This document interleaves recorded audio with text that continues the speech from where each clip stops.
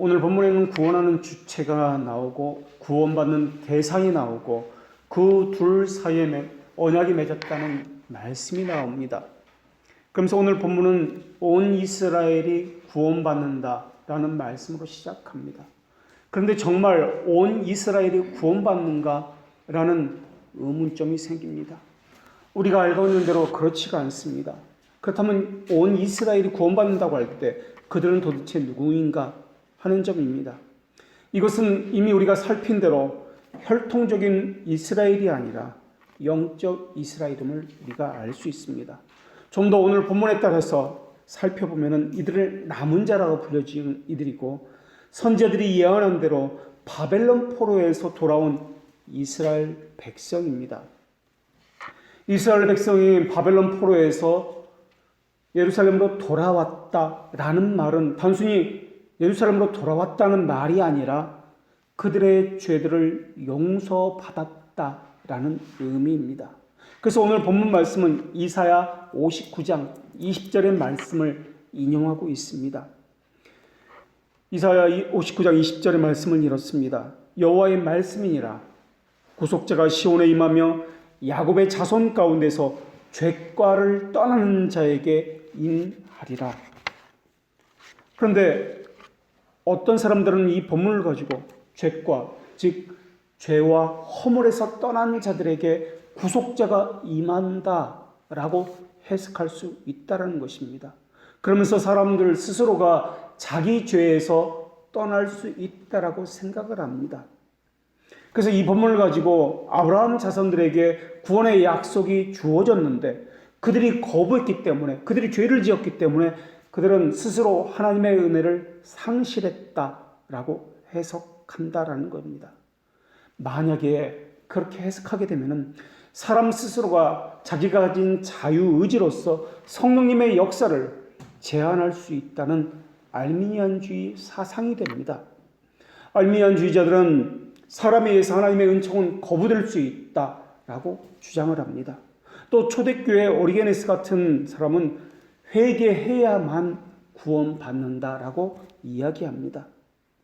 이것은 믿음을 가지고 믿음을 근거로 믿음 때문에 구원받을 수 있다라고 이야기하는 행위 구원 사상과 같은 것입니다.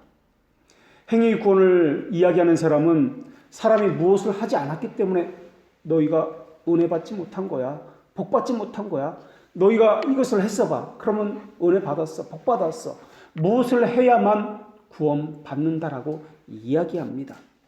오직 믿음으로만이라고 이야기한다는 것은 믿음은 우리의 행위로서가 아니라 하나님의 주권적 은혜로서 그 선물로서 구원받는다라는 것입니다.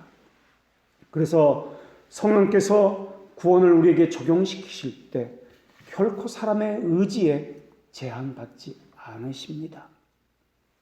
사람이 아무리 기도한다 할지라도 하나님에게는 결코 의지를, 하나님의 뜻을 변경시킬 수 있는 그러한 영향력을 끼칠 수 없다라는 것입니다. 하나님은 구원의 성공에 있어서도 사람과 협력하지 아니하십니다. 알미니안 신학자들은 1610년에 항의를 내놓습니다. 그때 내놓은 것이 5가지 질문이었습니다. 그러면서 자신들의 견해를 네덜란드 정부가 보호해 줄 것을 요청하였습니다. 이러면서 알미니안파와 칼빈주의파가 심각한 갈등을 시작되었습니다. 그러면서 네덜란드 교회가 전쟁의 일보 직전까지 이르게 되었습니다. 결국 전쟁의 그 소용돌이가 있었던 그 움직임 속에서 1617년 네덜란드 의회는 논란이 되는 이러한 점들을 해결하기 위해서 국가 전체 회의를 소집하게 됩니다. 네덜란드 신학자들만이 아니라 전 세계에서 각기 대표자를 초청하기에 이릅니다. 그래서 1518년 11월 돌트레이트라는 그 도시에서 1519년 5월까지 약 7개월간 성경에서 말씀하고 있는 것이 무엇인가, 성경적인 교리가 무엇인가 다시 살피고 정비하면서 이 논란에 대해서 성경적인 대안을, 말씀을 제시하게 됩니다. 그래서 성경을 살펴서 구원과 관련해서 성경에서 말씀하고 있는 바가 무엇인지를 제시하게 되는데 이것은 칼빈주의 5대 교리로 불려지는 것입니다. 그래서 돌트레이트, 영어로 도르트라고 해서 도르트 신조라고도 이야기합니다. 이것은 구원과 관련된 핵심 교리입니다. 무조건적 선택, 제한 속죄, 전적 타락 또는 완전 타락이라고 이야기합니다. 불강력적 은혜, 그리고 성도의 견인, 이 5가지입니다. 이 5가지 논점은 개혁신학에 있어 구원론의 핵심 요소입니다. 이 5가지 항목 또는 요점 속에 흐르고 있는 것이 무엇이냐면 하나님의 절대 주권입니다. 첫 번째 항목은 무조건적 선택과 구원하는 믿음은 하나님의 주권적인 선물이라는 그러한 조항입니다. 두 번째 항목은 그리스도의 죽음은 세상의 모든 죄인들의 죄를 사하기에 충분하지만은 구원의 그 효력은 모두에게 적용되는 것이 아니라 오직 택자에게만 제한된다는 그러한 교리입니다. 그리고 세 번째와 네 번째 항목은 모든 사람이 전적으로 타락하였고 죄로 인해서 부패하였기 때문에 그들은 스스로 구원의 효력을 가질 수가 없다라는 교리입니다. 그래서 오직 불강력적인 하나님의 주권적인 은혜로서 그들을 믿음으로 부르시고 중생케 시키시고 생명을 부여하신다는 그러한 교리입니다.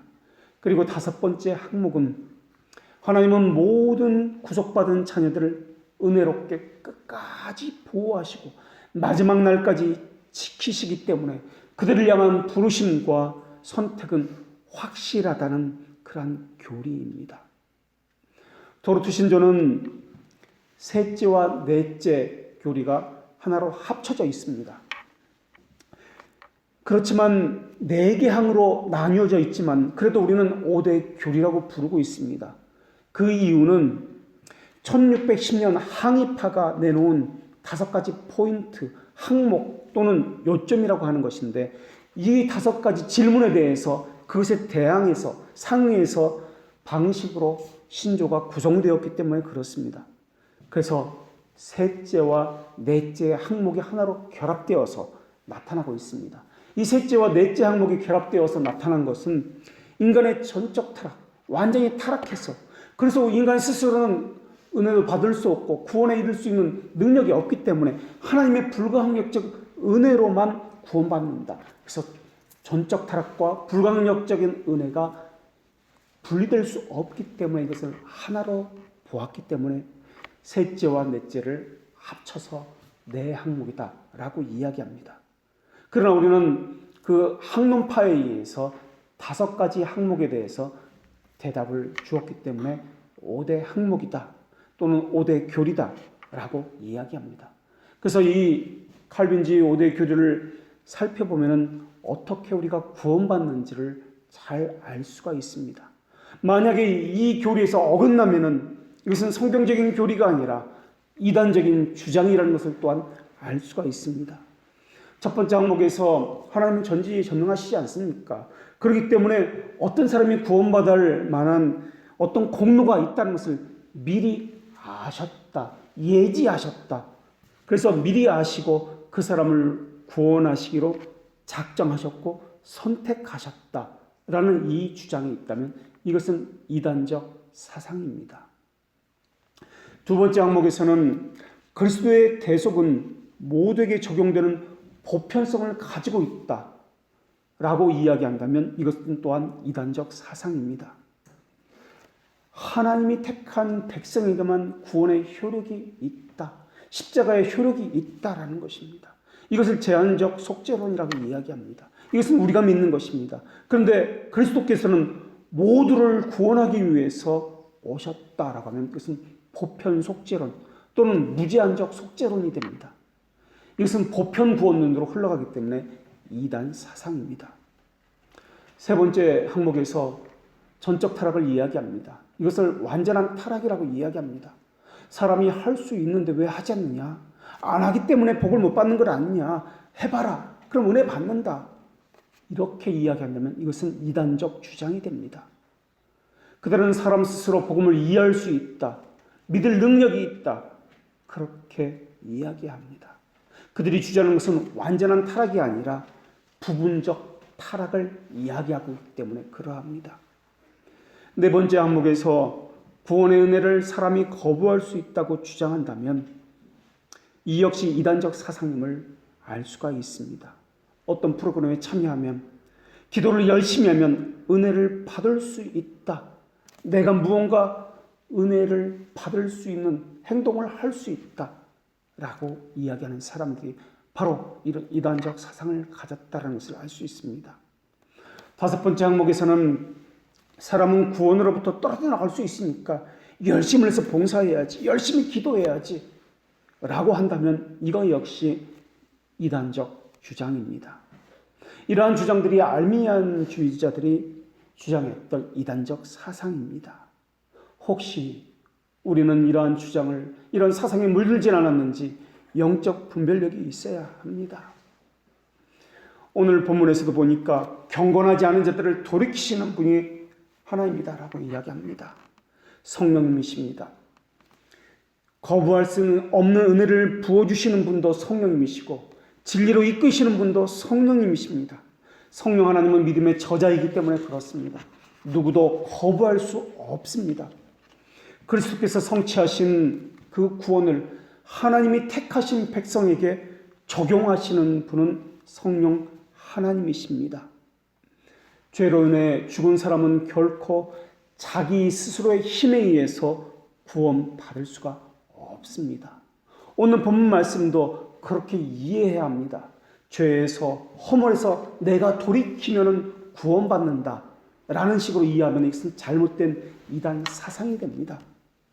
중보자 그리스도만이 우리를 최종 목적지까지 인도해 주실 것입니다. 그리스도가 우리를 최종 목적지까지 인도해 주신다는 이 말의 의미는 구원의 저자이신 그리스도만이 어떻게 구원을 성취해 주셨는지, 우리를 위해서 어떤 일을 하셨는지 우리는 늘 숙고해야 한다는 의미입니다. 구원을 우리에게 적용시키는 분은 성령님이시나 구원의 성취가 없었다면 구원의 적용도 없었을 것입니다. 그래서 구원의 저자라고 우리는 그리스도를 그렇게 부르고 있습니다. 또 그리스도는 하나님이 영원전에 선택하신 백성들의 믿음을 든든히 후원하시는 후원자이시기도 하십니다.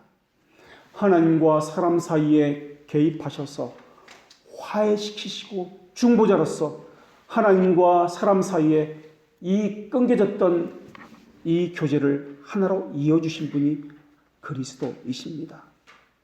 이 교제가 하나로 화합되기 전에는, 접붙여지기 전에는, 화목되기 전에는, 연합되기 전에는 우리는 하나님의 적입니다. 적이라고 불리는 이유는 두 가지 때문인데, 하나는 타락성 때문에 그렇고 또 하나는 그들의 타락한 행위 때문에 그러합니다. 사람들은 자신의 타락성을 가지고 악을 사랑합니다. 감정적으로 가공된 예배를 기뻐합니다. 어리석음과 무지를 편하다고 좋아합니다. 그들은 교리를 증오합니다. 율법 준수를 불편한 것으로 여기면서 자기 안에서 교리와 하나님의 말씀을 다 제거해냅니다. 그저 외식주의에 빠져서 정의를 사랑하는 척, 자신은 선한 행위를 하고 있으며 자신은 선한 판단을 하는 지적인 사람이다라고 그렇게 자신을 속이고 있습니다. 이들은 기도할 때도 이중적인 태도를 가지고 기도합니다. 이들은 형식적으로 입술에서만 자신의 죄를 용서해달라고 이야기합니다. 가슴 속에서 나오는 절절한 애통의 마음은 전혀 없습니다. 눈물도 메말라진 지 오래되었습니다. 그러면서 그 사람은 하나님께서 자신의 기도를 들어줘야만 하는 근거를 너무나 많이 가지고 있습니다. 내가 이러한 일도 했습니다. 왜 하나님은 들어주지 않습니까? 나는 구원받은 백성이 아닙니까? 하나님께서 약속하지 않았습니까? 그러면서 자신이 얼마나 하나님에게 잘했는지, 하나님이 내게 어떠한 약속을 했는지 이런 것을 생각합니다. 자신이 죄인이 아니라는 착각 속에서 기도하고 있는 것입니다. 이미 죄들의 용서를 받았으니 하나님은 당연히 내 기도를 들어주셔야 되는 것 아닙니까? 라고 생각하면서 기도합니다. 하나님의 주권은 그 어디에도 찾아볼 수가 없습니다. 그러나 그들은 자기들 나름대로 법 없이 살 수 있고 착한 일을 많이 하고 있다 할지라도 여전히 그들은 하나님의 적에 불과할지도 모르겠습니다. 사람들은 자신이 얼마나 하나님 앞에 큰 죄인인지를 잊고 살고 있습니다. 구원받은 이후에도 얼마나 큰 죄인인지 이 자각은 늘 살아있어야 됩니다. 그것은 우리 바울에 의해서도 쉽게 찾아볼 수 있습니다. 만약에 우리에게 선한 것이 있다면 이것은 모두가 다 하나님의 자비하심으로부터 우리에게 값없이 주어진 것입니다. 이 말은 하나님에게 수용되기 이전에는 모두가 다 하나님의 증오의 대상이다 라는 말입니다. 또 하나님의 증오의 대상들은 자신이 얼마나 비참한 죄인인지를 깨닫지 못한 상태에서 그렇게 살아가고 있을 뿐입니다. 하나님 앞에서 자신이 얼마나 큰 죄인인지 비참한 죄인인지 깨달을 수 있는 것은 중생의 체험에서만 비롯됩니다. 사도 바울도 말년에 자신을 죄인 중에 괴수라고 그렇게 고백했습니다. 사도 바울이 다른 사람보다 무슨 큰 죄를 지었단 말입니까? 더 많은 죄를 지었단 말입니까? 그런 것이 아니었습니다. 점점 더 신앙의 경륜이 쌓아가면 쌓아갈수록 중생의 체험을 통해서 하나님 앞에 서게 되니까 그렇게 고백할 수밖에 없었던 것입니다. 평생의 죄인 중에 괴수라는 이 죄의 의식을 가지고 가슴에 간직하고 사는 것이 그리스도인입니다. 이것을 깨닫게 하시고 고백하게 하시는 것은 성령 하나님이십니다. 성령 하나님은 하나님의 말씀이 들려지게 하시고 들려지는 하나님의 말씀을 통해서 죄인의 심정에 죄인됨을 깨닫게 하시고 죄의 고백과 함께 하나님의 언약의 말씀이 또한 위로로서 주어지게 하시는 분이십니다. 그래서 하나님의 말씀은 기억과 지성에 남아서는 안 됩니다. 기억과 지성에서 심정의 깊은 곳으로 자리 잡도록 그렇게 해야 합니다. 그래야 의지에서 나올 수 있기 때문에 그렇습니다. 하나님의 말씀이 기억과 지성에만 남아있다면 불가시적인 하나님을 깨닫지 못하게 될 것입니다. 그저 호기심적으로 꼬치꼬치 캐묻게 될 것이고 두렵고 떨리는 이러한 모습은 전혀 사라지고 또한 그러한 예배도 없을 것입니다. 진리의 영이신 성령님께서 우리 지성의 눈을 열어주시고 우리 심정 가운데 선한 양심을 주실 때야만 우리는 하늘나라의 보고를 눈을 들어서 볼 수가 있는 것입니다.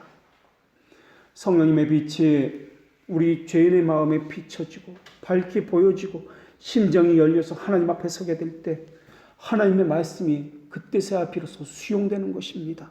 그때서야 살아있는 말씀이 그들의 양심을 찌르기 시작할 것입니다. 또 그 말씀과 함께 가시적인 말씀인 이 성례도 수용할 수 있게 되는 것입니다. 하나님께서는 사람과 언약을 맺으셨습니다.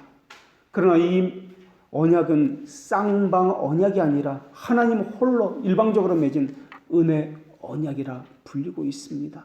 이 언약은 내가 너희의 하나님이 되고야 말리라 라는 하나님의 주권적인 의지가 담긴 언약입니다. 하나님이 한번 선택하시면 그 선택은 절대 변하지 않습니다. 하나님이 그 사람을 선택한 것은 그 사람에게 어떤 가치가 있어서가 더 선해서가 아닙니다. 그리스도를 통해서 화해하기 전까지는 모두가 다 하나님의 적입니다.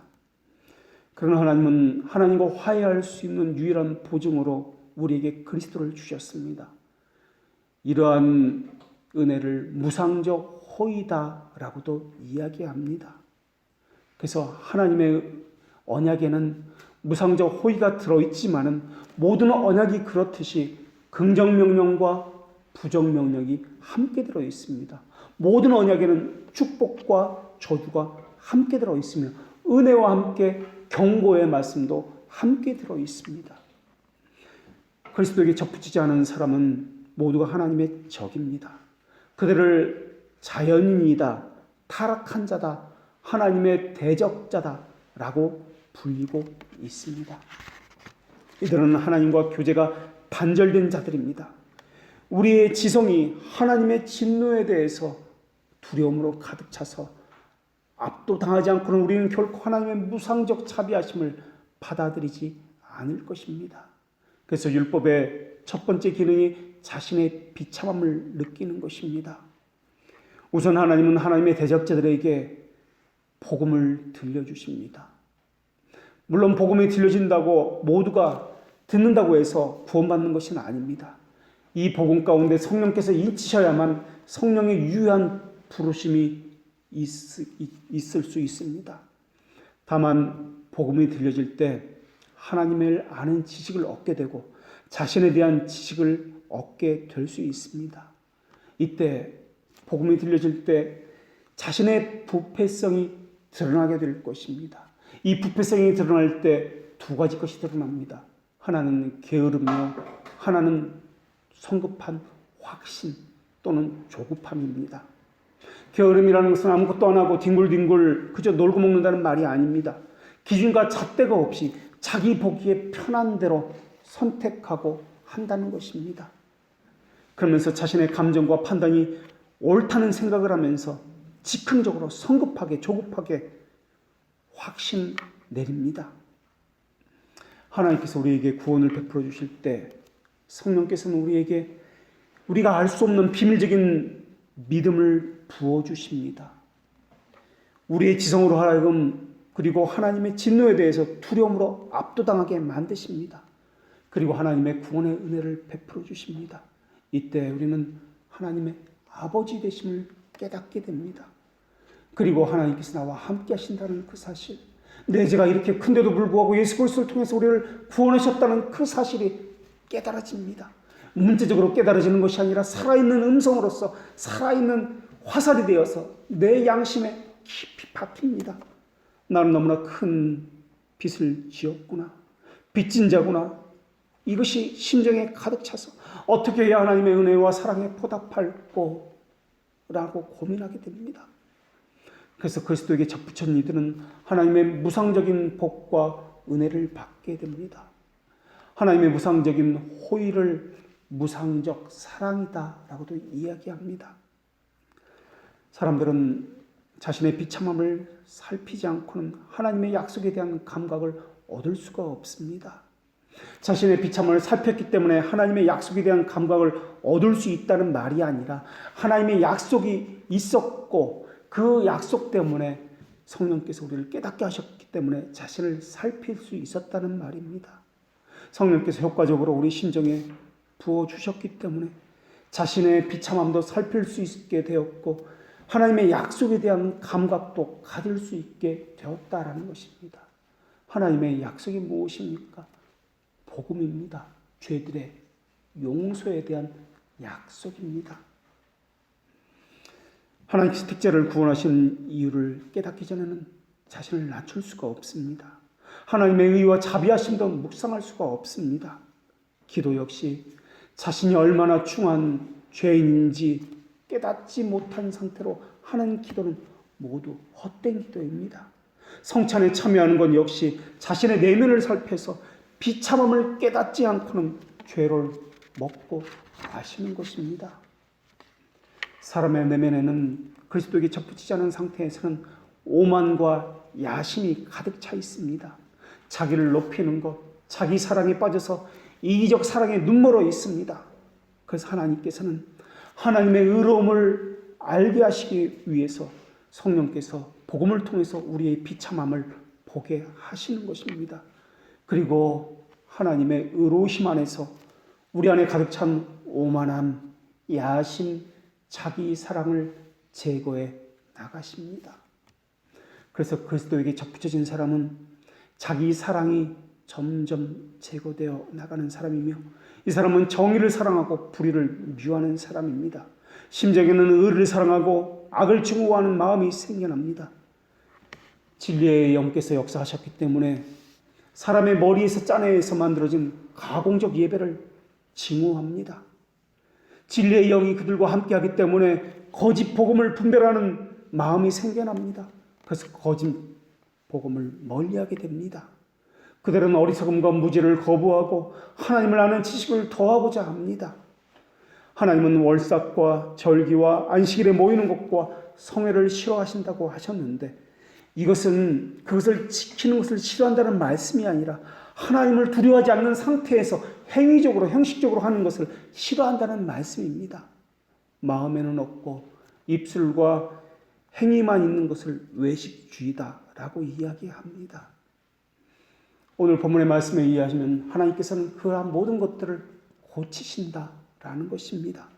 경건치 않은 심을 도리지키시겠다 하나님께서 약속해 주셨습니다.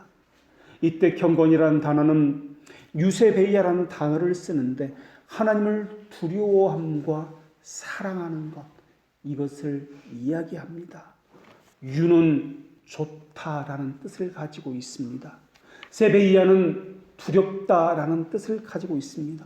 그러니까 경건이라는 이 말의 의미는 하나님을 향한 경외하는 두려움이 있는 것과 동시에 하나님을 사랑하는 좋음이 함께 있는 것을 경건이다라고 이야기합니다. 사랑하면서도 두려워하는 경외의 마음, 이것이 경건의 마음입니다. 이 경건의 마음이 없으면 신자의 삶도 무너지고 구별됨도 무너지고 하나님을 두려워하는 마음도 무너집니다. 그래서 하나님을 두려워하는 마음, 하나님 앞에서 삶을 사는 것은 이것은 밀접한 관계를 가지고 있습니다. 그런데 어떤 사람들은 신앙생활을 하면서 경건한 척만 하니까 언제 어디서든 화장실에든 밥을 먹을 때든 길거리 걸어가든 하나님과 시도 때도 없이 이야기할 수 있고 대화할 수 있다고 자랑하는 그런 경박한 사고방식을 가지고 있습니다. 거기에는 하나님을 사랑하는 분이 있을지 몰라도 하나님을 경외하고 두려워하고 이러한 것은 없습니다. 이것은 성경이 말하는 경건, 바른 신앙이 아닙니다. 하나님을 향한 두려움 없이는 경건함이 있을 수가 없습니다. 하나님을 향한 두려움과 경건 없이는 하나님을 만날 수가 없습니다. 그래서 경건은 영적인 것이지만 동시에 우리의 삶과 행위를 모두 아우르고 있습니다. 오늘 본문에서는 경건하지 않다라고 말씀하고 있습니다. 유세베이아의 부정어를 붙여서 아세베이아스라고 이야기합니다. 이것은 하나님을 두려움도 없는 것, 하나님을 사랑함도 없는 것을 이야기합니다. 두려움과 사랑함은 경건에 있어서 늘 함께 가기 때문에 그렇습니다. 그래서 구속주 하나님을 그리스도를 살필 때도 말하고자 할 때도 그분에 대해서 수직적인 면과 수평적인 면을 함께 살펴야 합니다. 수직적인 면은 하나님을 두려워하고 경외하는 것을 이야기합니다. 수평적인 면은 하나님을 사랑하고 이웃을 사랑하는 것, 이것을 이야기합니다. 그리고 신앙에 있어서 그리스도의 삼중직과 두 신부는 그리스도의 구속사역을 이해하는 데 있어서 아주 필수적입니다. 수직적이라고 하는 것은 그리스도의 높아지심과 낮아지심, 이 두 신분을 이야기합니다. 높아지심과 낮아지심, 이것을 비하하라 그리고 승기다라고 이야기합니다. 비하, 승기, 이 말은 하나님 측면에서 본 것을 이야기합니다. 그리스도의 삼중직은 예수님께서 이 땅에서 담당하신 직분이 무엇인가 하는 것인데 세 가지 직분이 더 왕으로서 제사장으로서 선지자 직분을 감당하셨음을 이야기한 것입니다. 이것은 수평적에서 본 것입니다. 그래서 삼중직, 그리스도의 삼중직은 중보자의 초점을 두고 살핀 것이라면 그리스도의 높으심과 낮아지심, 승기와 비하는 구속자의 측면에서 초점을 두고 바라본 것입니다. 삼중직이 그리스도의 인성에 초점을 두고 본 것이라면 승기와 비하는 신성에 초점을 두고 바라본 것입니다. 비하는 낮아짐을 말하고 있는 것인데 그리스도께서 자신을 낮추신 상태는 잉태되시고 탄생하시고 이 땅에서 사시고 죽으시고 장사되어 부활하기까지의 우리를 위해서 그리스도께서 낮추신 것, 자기를 비우신 것, 종의 형상을 취하시고 낮아지신 모든 것을 이야기합니다. 또 그리스도의 높아지심, 이 승기는 그리스도의 부활, 승천, 하나님 우편에 앉아 계신 것, 또 심판하기 위해서 다시 오시는 것을 포함하고 있는 것이 이 승리입니다. 그래서 그리스도의 삼중직과 비하와 승기, 이러한 공로로 인해서 하나님의 진노를 받아야 할 사람들이 죄들의 용서함을 받은 것입니다. 그래서 그리스도 안에서 수용되었다라는 말은 그들의 죄가 용서함을 받았다라는 말이며, 또한 그리스도의 의로움이 우리에게 전가되었다라는 말입니다. 그래서 오늘 본문 말씀에서도 내가 그들의 죄를 없이 한다라고 말씀할 때도 죄들이 완전히 없어졌다는 뜻으로 이해하면 안 되고 덮여졌다, 가려졌다라는 말씀으로 이해해야 합니다.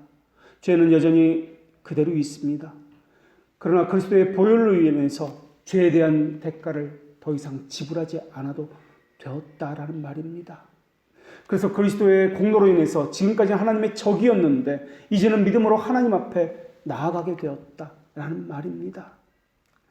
그런데 우리가 여기서 알아야 할 것이 있습니다. 그리스도의 공로를 말할 때는 항상 제1원인자이신 하나님의 명령에까지 이르러야 합니다. 그분의 명령을 선한 기쁨이다 라고 이야기하며, 또 그분의 자비하심이다 라고도 이야기하며, 또 에베소서 1장 5절에서는 하나님의 선하신 기쁘신 뜻대로 라고 말씀합니다. 하나님의 선하신 기쁘신 뜻대로 구원받았다라는 것입니다. 그래서 구원 역사를 이야기할 때는 하나님의 선하신 기쁘신 뜻을 품었을 때 영원전 그 작전부터 시작해야 하는 것입니다. 만약에 선택의 원인을 하나님의 자비하심, 영원적 작전에서 찾지 않는다면 그것은 잘못된 신앙입니다. 요한복음 3장 16절에서도 하나님의 사랑을 첫 번째 원인으로서 그렇게 설명하고 있습니다. 하나님이 세상을 이처럼 사랑하사. 이 말을 들을 때는, 이 사랑하셨다는 말을 들을 때는 영원전을 떠올려야 하는 것입니다. 또 영원전을 떠올릴 때 하나님의 기쁘신 뜻대로를 떠올려야 하는 것입니다. 그리고 요한복음 3장 16절에서 두 번째 형식적 원인이 나옵니다. 하나님이 세상을 이처럼 사랑하사 독생자를 주셨으니 이는 그를 믿는 자마다 멸망치 않고 그리스도를 믿는 믿음이라고 이야기합니다.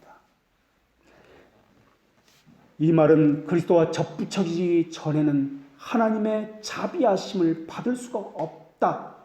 하나님과 적대 관계다라는 의미입니다.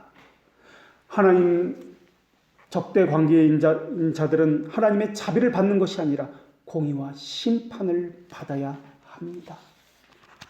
하나님 측면과 인간의 측면이 모든 것이 다 조화롭게 있어야 신앙이 바른 신앙이 되는 것입니다. 그래서 의롭다움을 받는 칭의를 이야기할 때도 하나님의 사랑, 영원 전부터 시작해야 합니다. 결국 요한복음 3장 16절을 해석할 때 하나님의 세상을 너무나 뜨겁게 사랑하셔서 너무나 커서 하나님이 하나밖에 없는 아들을 이 땅에 보내셨다. 이렇게 해석하면은 큰일 납니다. 하나님 스스로 자발적으로 인간이 되시기로 작정하셨고 하나님 스스로 자신을 낮추시어 이 땅에 오심으로써 이 땅에 오신 것 자체가 비하 자체가 하나님의 사랑이 드러났고 나타난 것입니다. 이렇게 해석해야만 바른 신앙, 구원에 대한 올바른 신앙을 가질 수 있습니다. 또 그렇게 해야 예정과 자유의지가 충돌을 하지 않을 수 있습니다. 하나님의 측면과 인간의 측면의 조화가 있지 않으면 신앙은 반드시 갈등을 일으키고 충돌할 수밖에 없습니다. 하나님의 사랑의 시작은 천지를 창조하기 이전부터 있었습니다. 영원전부터 있었습니다. 그때 하나님 기쁘신 뜻에 따라서 그리스도가 이 땅에 오심으로 하나님의 사랑이 드러난 것입니다. 사랑이 없었던 것이 아닙니다. 하나님의 사랑이 있었습니다. 그것이 드러난 것이 예수님의 성육신입니다. 칭의 역시 마찬가지입니다. 저희들의 용서 역시 하나님의 사랑은 이전부터 있었습니다. 그래서 칭의를 이야기할 때 예수님의 십자가로부터 비로소 시작되었다라고 말을 하면은 안 됩니다. 영원 전부터라고 이야기해야 합니다. 언약은 하나님의 자비하심에 근거합니다. 영원전에 있었던 하나님의 사랑에 근거합니다. 그리고 언약의 말씀의 핵심이 복음인데 이 복음은 죄들의 용서에 대한 약속과 회개의 촉구로 이루어져 있습니다. 그래서 회개를 우리는 신자의 삶이다라고 이야기합니다. 또 이것을 거룩한 삶, 성화의 삶이다라고 이야기합니다. 칭의는 우리의 행위와는 전혀 상관이 없습니다. 무상적입니다. 하나님의 영원전 작정하신 자비하심으로부터 시작합니다. 칭의는 복음 중에 복음이고 구원에 있어서 필수적으로 이해되어야 할 핵심 진리입니다. 칭의는 사람이 하는 것 없이 받았기 때문에 이것을 수동적이다, 수동적 은혜다라고 이야기합니다. 칭의는 전가된 의, 덧입혀진 의이지 주입된 의가 아닙니다. 칭의는 또한 외부로부터 주어지는 것이지 오는 것이지 자기 안에 내재된 의가 아닙니다. 칭의는 행위를 배제된 믿음을 고려한다라는 말입니다. 그래서 인간의 어떤 행위로 의롭게 된다라고 말을 해서는 안 됩니다. 이신이라는 말은 한문으로 보면 믿음으로부터, 믿음을 원인으로, 믿는 까닭에 라는 말로 행위의 의를 배제한 믿음으로라는 의미입니다. 의롭게 되는 것이 아닙니다. 의롭다 여겨지는 것입니다. 칭의는 죄인인데 마치 의로운 사람처럼 하나님의 은혜로 받아들여지는 것, 여겨지는 것을 이야기합니다. 그리스도의 순종이 우리의 순종인 것처럼 여겨지는 것이 칭의입니다.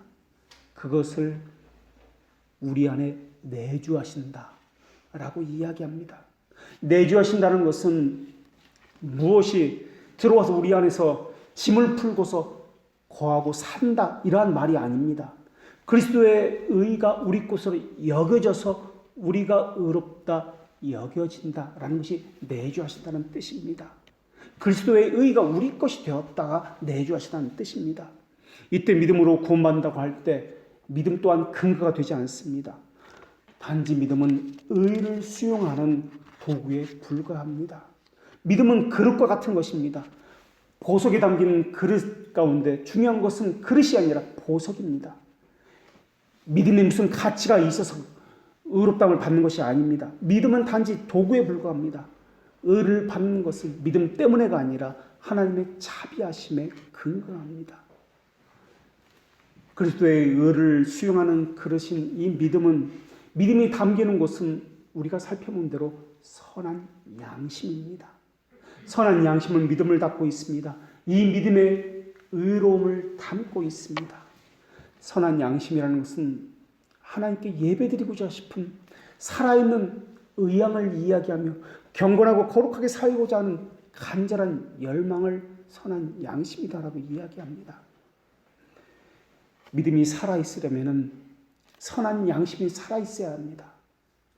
선한 양심이 살아있으려면 복음이라는 도구가 사용되어야 합니다. 선명한 복음이 선포되어야 합니다. 죄들의 촉구, 죄를 드러내고 비참함을 깨닫게 하고 그것이 들려져야, 그리고 언약의 말씀, 죄들의 용서에 대한 언약의 말씀이 들려져야 믿음이 살아날 수 있습니다. 믿음이 하나님의 선물이라는 의미는 두 가지로 이야기할 수 있는데, 인간의 마음이 하나님의 진리를 맛볼 수 있게 정결케 되었다는 의미에서 선물이라고 이야기하고, 또 두 번째는 그 심정이 진리 안에서 확립되었다, 견고해졌다는 의미에서 선물이다라는 의미를 가질 수 있습니다. 사람은 믿음을 가졌는지 받았는지 파악할 수는 없습니다.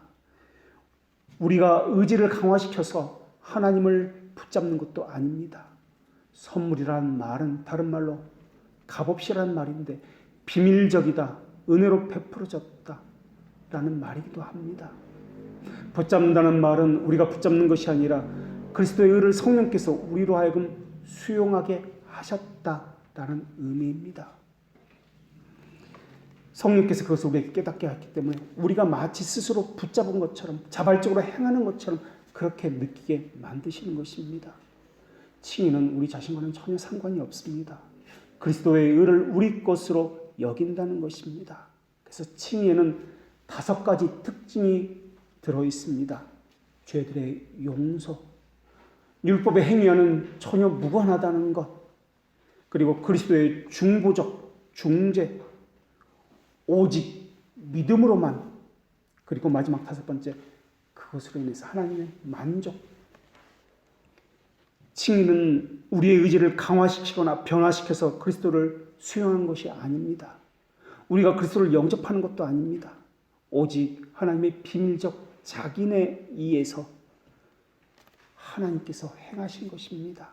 그렇기 때문에 우리에게서는 영광이 나올 수가 없습니다. 오직 하나님께 감사와 영광만이 나올 뿐입니다. 그러나 인간은 선천적으로 자기의 영광을 추구하는 자기 사랑 가운데 가득 차 있습니다. 자기에게 좋고 편한 길을 택합니다. 바른 길을 택한다 할지라도 그 기준은 항상 자기입니다. 하지만 신자는 칭의를 받은 사람이기 때문에 신자의 선택은 자기가 아무리 선하게 보이는 길이라 할지라도 그것을 바른 길이라 말하지 않습니다. 성경의 말씀에 따른 길을 바른 길, 내가 걸어가야 할 길이라고 이야기합니다. 바른 길의 기준은 십계명에 분명히, 하나님 말씀 가운데 분명히 기록되어 있습니다. 그래서 신자는 자신의 주인을 자기라고 이야기하지 않습니다. 자신은 하나님의 것이라고 알고 있기 때문에 주님이라 부르고 있습니다. 지상에서 살다가 우리는 없어지는 것이 아니라 죽은 이후에 심판이 있기 때문에 늘 시험을 치르는 두렵고 떨림으로 우리의 구원을 간직하고 살피는 수험생의 자세로 살아가야 할 것입니다. 오늘 본문은 이사야 59장 본문을 이용하고 있는데 구원자가 시온에서 온다라고 말씀하고 있습니다. 이 구약의 본문은 예수님의 초림의 성육신의 초점에 맞춰져 있습니다. 그러나 오늘 본문, 로마서의 본문은 새로운 언약 시대를 사는 사람들에게 주어지는 말씀이기 때문에 예수님의 초림이 아니라 재림에 맞추어져 보아야 할 것입니다. 그리스도께서 이 땅을 심판하기 위해서 하늘 예루살렘을 떠나서 이 땅에 오신다는 표현입니다. 예수님은 다시 오십니다. 한번 칭의를 받은 사람은 유혹과 공포와 의심에 굴복당해서 믿음이 중단되는 일은 없습니다. 압도적인 확신이 없어도 칭의가 소멸되거나 희미해질 일도 없습니다. 자신의 상태가 사람들에게 비난받을 만하더라도 칭의는 결코 무효화되지 않습니다. 예수님께서 공생에 이 땅에서 처음 설교한 마태복음 5장에서는 복 있는 사람을 열거하십니다. 심령이 가난한 자는 복이 있나니 온유한 자는 애통한 자는 의에 줄이고 목마른 자는 복이 있나니라고 복을 선언하십니다. 이 말씀들을 보면 이 사람들은 모두 무언가 결핍되고 부족한 사람들입니다. 그런데도 결핍되고 부족한 사람들에게 복이 있다라고 예수님이 선언하십니다. 주님의 의도가 무엇일까요? 부족함이 복이 있다는 뜻일까요? 결핍이 복이 있다는 뜻일까요? 부족함 때문에 믿음이 시작한다는 뜻은 아닐 것입니다. 이 말은 이미 믿음이 부어졌기 때문에 자신에게서 결핍과 비참함과 부족함을 발견하게 되었다라는 것입니다. 이런 상태 때문에 믿음을 세우는 조건이 되는 것은 아닙니다. 오히려 결핍과 부족은 믿음이 있는 사람들에게 있는 열매와 증거가 되는 것입니다. 심령이 가난하다는 것은 그리스도로 인해서 자신의 상태가 헐벗고 공허하다는 것을 발견했다는 뜻이지 영적으로 가난하다는 의미가 아닙니다. 만약에 영적으로 가난하다는 의미였으면 예수님께서는 그들에게 복이 있다라고 선언할 이유가 없었을 것입니다. 영적으로 가난하지 않아도 칭의를 받을 수 있습니다. 헐벗고 공함을 깨닫지 못해도 칭의를 받을 수 있습니다. 그러나 칭의를 받은 사람은 심령이 가난해지고 마음이 온유해지며 하나님 나라와 교회를 위해서 애통하고 의에 줄이고 목마름으로 그 증거를 나타나게 되는 것입니다. 이것은 선택이 아니라 필수입니다. 심령이 가난하다는 것은 무언가 부족하다는 의미입니다. 애통하는 자는 복이 있나니 그들이 위로를 받을 것이며 라는 말은 아직 위로를 받지 못한 상태에 있다는 것입니다. 충분한 위로가 있었다면 애통하지 않았을 것입니다. 위로가 부족하기 때문에 자신의 부족함, 죄와 비참함을 감지해서 애통하고 있는 것입니다. 얼마나 위로가 있어야 그 애통함이 풀릴지는 알 수가 없습니다. 분명한 것은 그 위로가 필요하다는 것입니다. 그러한 자에게 예수님께서는 위로를 줄 것이며 그것은 그때 주어지는 위로는 부족한 위로가 아니라 충분하고 풍부한 위로를 줄 것이라는 약속입니다. 그 위로를 받으면 다시는 애통하지 않을 것입니다. 다시는 눈물을 흘리지 아니하며 다시는 결핍과 부족함을 느끼지 아니할 것입니다. 이것이 바로 하나님의 나라에서 이루어지는 그 종말의 상태에 이루어지는 완전한 위로와 예수님께서 주시는 또한 풍부한 말씀의 증거, 복의 증거들입니다. 의에 줄이고 목마릅니다. 이것은 텅 비어 있으며 갈급하다는 뜻입니다. 이런 사람에게 예수님은 그리스도로 인해서 배부를 것이다 라고 말씀하십니다. 의에 의해서 배부를 것이다. 죄들의 용서함을 받을 뿐만 아니라 영화의 때는 완전한 죄가 없는 상태로 이르게 될 것이다. 라오디게아 교회 사람들은 자신들은 부유해서 빈곤한 것이 없다라고 생각했습니다. 지금 이대로 만족합니다. 아무것도 필요함이 없습니다라고 그들이 생각했습니다.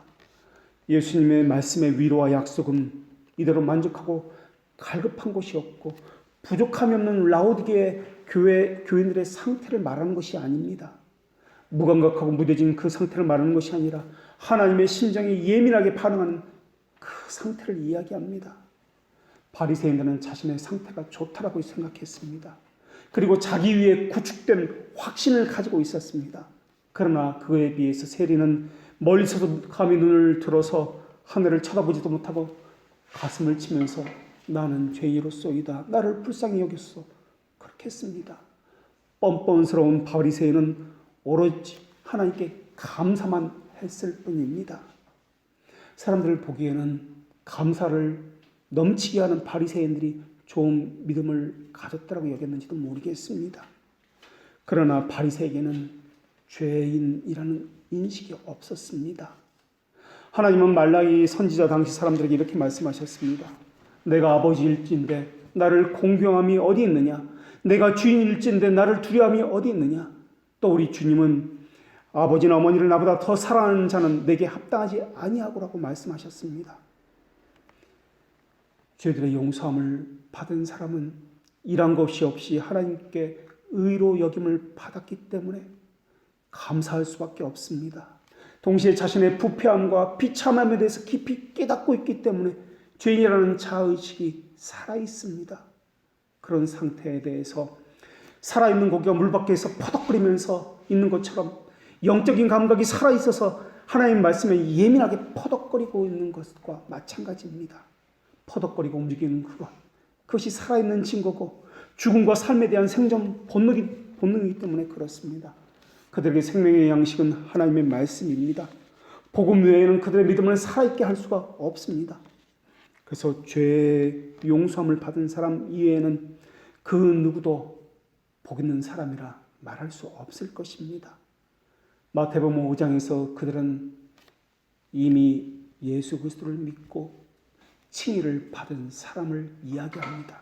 그 칭의에 대해서 죄들의 용서를 받은 사람에 대해서 말하고 있는 것이 산상수훈 그 복 있는 사람들의 그 말씀입니다. 그리스도의 낮아지심과 높아지심의 그 아름다움을 알고 있는 사람은 자신이 가난한 존재임을 깊이 절감할 것입니다. 자신에 대한 확신도 사라질 것입니다.